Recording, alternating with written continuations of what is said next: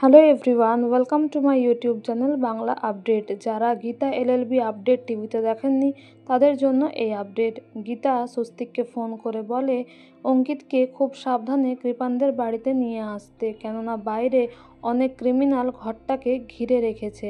আর স্বস্তিক বলে চিন্তা করার কোনো দরকার নেই, অঙ্কিত সুস্থ স্বাভাবিকভাবেই ও বাড়িতে পৌঁছে যাবে, আর সাথে অনেকগুলো মেয়েও থাকবে যাতে করে কোনো অসুবিধা না হয়। এদিকে স্বস্তিক কথা অনুযায়ী বাকি ৫-৭টা মেয়ের মাঝখানে অঙ্কিতকে মেয়ে সাজিয়েই নিয়ে আসে। আর অঙ্কিতকে ওই অবস্থায় দেখে মেহেকের তো প্রথমে খুব হাসি পায়, কিন্তু তারপর সে অঙ্কিতকে জড়িয়ে ধরে। কৃপান এসে বলে কী ব্যাপার, ওই মহিলাটাকে, মেহেক ওকে কেন হাগ করছে?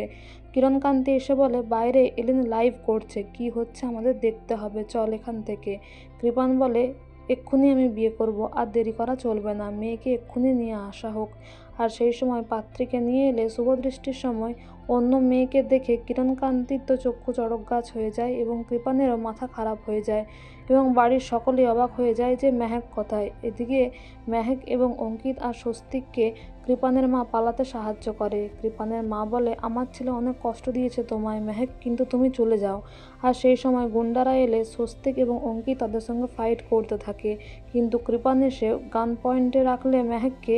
সেই সময় মেহেক এবং কৃপানের মা প্রতি তারা দুজনেই ভয় পেয়ে যায়, যদিও বড়বাবু এসে সবটা সামলে নেয় আর সবাইকে অ্যারেস্ট করে নিয়ে চলে যায়।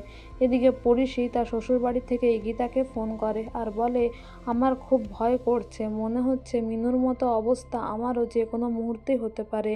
কোনো বিপদ এখনও অবধি হয়নি, কিন্তু আমার আশঙ্কা হচ্ছে। গীতা বলে চিন্তা করার দরকার নেই, বাইরে পুলিশ পাহারা দিচ্ছে। এদিকে অধরা তো থ্রেট করতে থাকে পরিশিকে, বলে তুমি তো ডান্স ক্লাসে যাচ্ছ, যদি কিছু হয়ে যায়। এদিকে পরিশি চলে গেলে অধরা অধ্যায়কে বলে মেয়েটাকে শেষ করে দাও, ডান্স ক্লাসেই যেন শেষ হয়ে যায়।